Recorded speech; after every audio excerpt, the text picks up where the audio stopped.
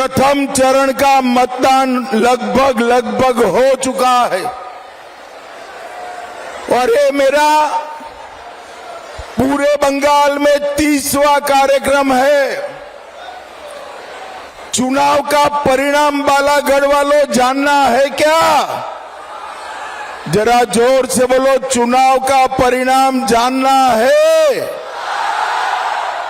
तो मेरी बात मानकर चलना।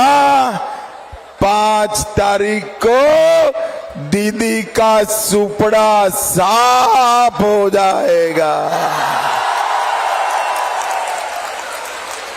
भारतीय जनता पार्टी की पूर्ण बहुमत की सरकार बंगाल में बनने जा रही है और हमारी युवा बहन सुमना सरकार यहां से विधायक बनकर बंगाल में जा रही है। बताओ बालागढ़ वालों, ये बंगाल की भूमि पर से घुसपैठियों को निकालना चाहिए या नहीं निकालना चाहिए? दीदी लोग भी बताए, निकालना चाहिए या नहीं निकालना चाहिए? क्या दीदी निकालेगी? जरा जोर से बोलो, दीदी निकालेगी? भाईपो निकालेंगे? अरे सुमना को विधायक बना दो, हम चुन चुन कर घुसपैठियों को निकालने का काम। और भाइयों बहनों, ये घुसपैठिए हमारे बंगाल के युवाओं की नौकरी खा रहे हैं, गरीबों का राशन खा रहे हैं और देश को असुरक्षित करने का काम करती हैं। 5 तारीख के बाद बंगाल में एक भी व्यक्ति घुसपैठ नहीं कर पाएगा। ये भाजपा का वादा है। और जो घुस गए हैं उनको सिर्फ मतदाता सूची से नहीं, वोटर लिस्ट से नहीं, उनको बंगाल की भूमि से निकालने का काम भारतीय जनता पार्टी करेगी। भाइयों बहनों, हमारे बालागढ़ का नाव उद्योग एक जमाने में पूरे क्षेत्र के अंदर रोजगारी देता था।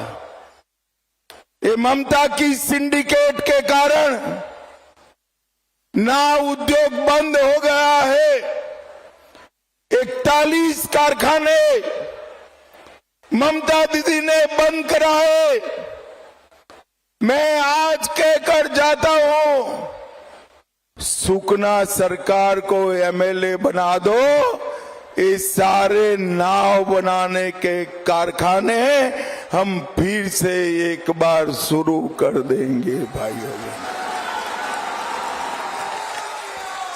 मुझे बताओ भाई, सिंडिकेट से आप परेशान हो या नहीं हो? अरे जोर से बोलो, हो या नहीं हो? बालू लेना है, सिंडिकेट को कट मनी देना पड़ता है ना।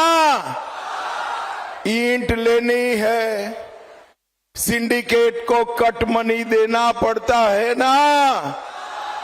सीमेंट लेना है तो भाईपो टैक्स देना पड़ता है ना। अब चिंता मत करना, ममता को टाटा बाय बाय करो। आप ममता को टाटा बाय बाय करो, सिंडिकेट वालों को उल्टा लटका कर सीधा करने का हम काम। भाइयों बहनों, अवैध बालू खनन, मिट्टी की तस्करी, गौ माता की तस्करी करने वालों के लिए बंगाल की भूमि पर कोई जगह नहीं बचेगी, कोई जगह नहीं बचेगी। भाइयों बहनों,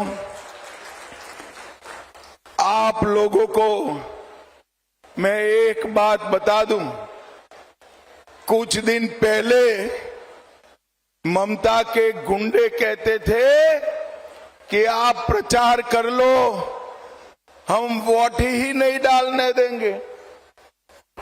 डर लगता है ना दीदी लोग, गुंडाओं का डर लगता है क्या?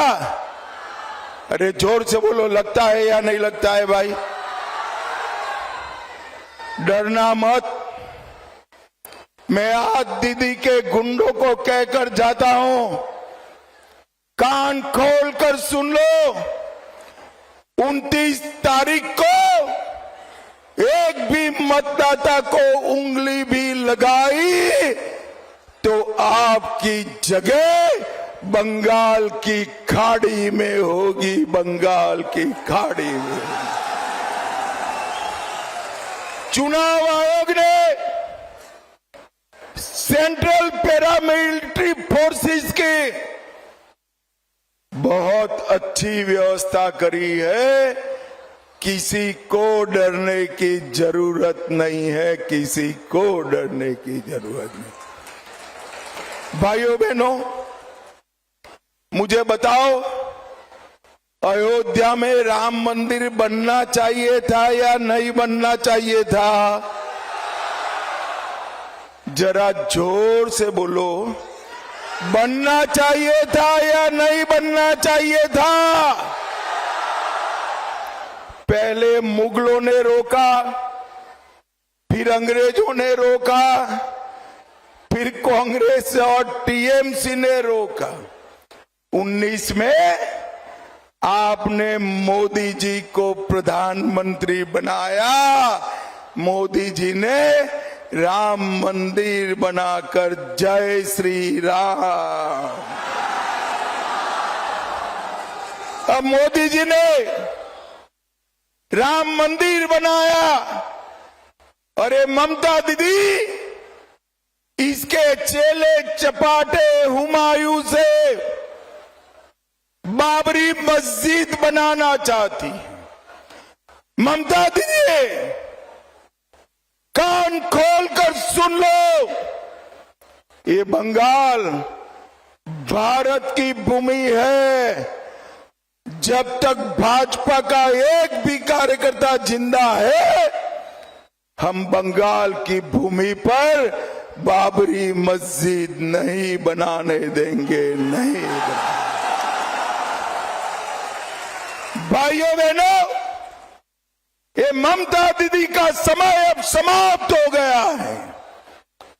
वो भाईपो को मुख्यमंत्री बनाना चाहती। बनाना चाहिए क्या?